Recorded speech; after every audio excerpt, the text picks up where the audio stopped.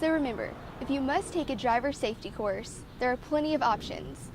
Look for a course in a restaurant near you, an online class, or even a comedy class.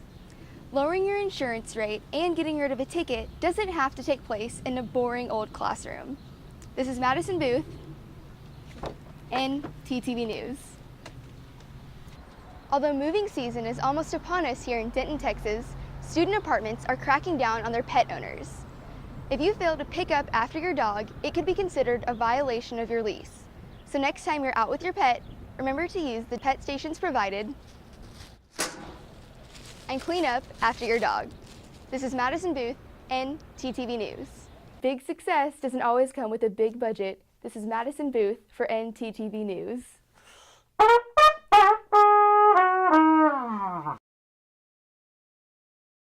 Thanks, Barry. This is Madison Booth reporting live from a Denton, Texas apartment complex where last night a young girl tripped and fell all the way down these stairs, landing at the concrete at the very bottom. Police are not sure how long she was laying there before a neighbor saw her and called the police, notifying them that she was holding this bottle of prescription painkillers.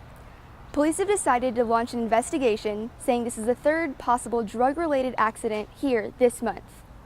If you have any information on these accidents, please call the Denton Police Department. They say your identity will be kept secret.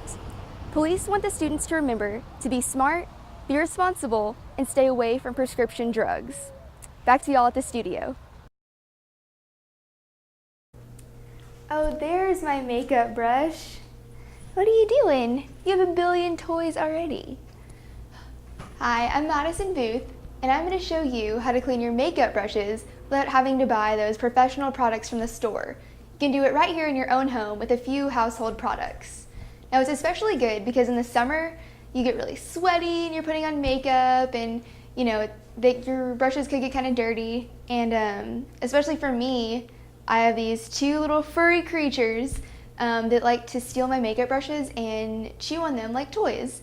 So I like to disinfect mine, and I'm going to show you guys how I do it. Okay guys, all you really need for this, you need some antibacterial soap to disinfect your brushes. You need some extra virgin olive oil, which is to moisturize your brushes when you're done. You need a plate to mix them up on, something to measure with, and of course the makeup brushes that you want to clean. So let's get started. Our mixture is going to be 3 parts antibacterial soap and 1 part extra virgin olive oil. So let's see. Let's put 1 on there, 2 on there. Okay, and this looks kind of gross, but I'm really just measuring it so that I don't mess it up and throw us off here. But if you want to play it by ear and kind of just pour as much as you want, go for it. Alright, so 3 parts soap, 1 part olive oil. Okay, now that's on there. So now that we have our mixture, you're just going to take your plate, take your brush, and kind of just start rubbing it around in the mixture. So just kind of rub it back and forth. Get some of that on there. It looks pretty disgusting, but that's okay. Okay, now that we have some product on it, just come over the sink and start rubbing it back and forth over your hand. So it's going to look like this. So just start rubbing that around, and you're going to start to see some nasty color come off into your hand, which is okay. So rub it around. Alright, now once it's nice and foamy and your hand is the color of your face after you put your makeup on, you're going to come over here to the sink.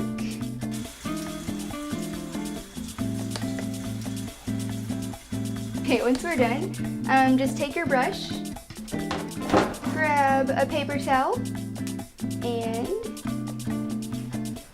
just kind of brush it back and forth a little, get the excess water off.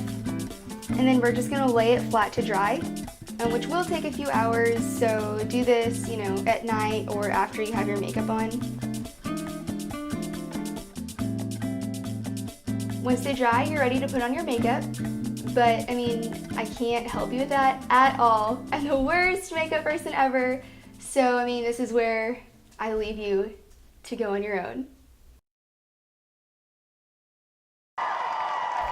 With all the protests and rallies taking place in Texas, some North Texas students might be curious about opinions being voiced on campus.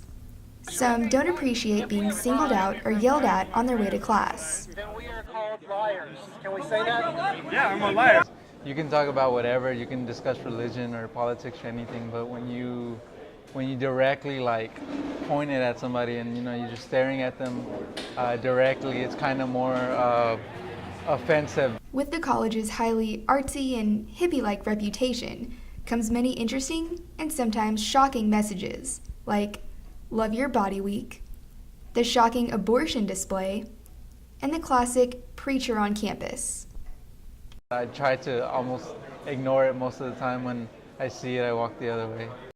The Dean of Students encourages the reservation of spaces, but only requires it in certain cases. According to the UNT free speech policy, all students, employees, organizations, and sponsored guests are free to voice their opinions at any time. So why does expressing oneself on campus have such a bad feeling associated with it? Hail the devil! The way they carry it out, I just feel like can be in a more civil way. They don't have to be so hostile about it. As long as we can respect the opinions of others, we can further our learning outside of the classroom. So remember, students, if you have something to say on campus, you can do it anywhere you want, from a classroom to the campus green to even a parking garage. You can use signs, structures, and even speakers. As for me, I think there's something the whole campus should know. This has been Madison Booth, NTTV News.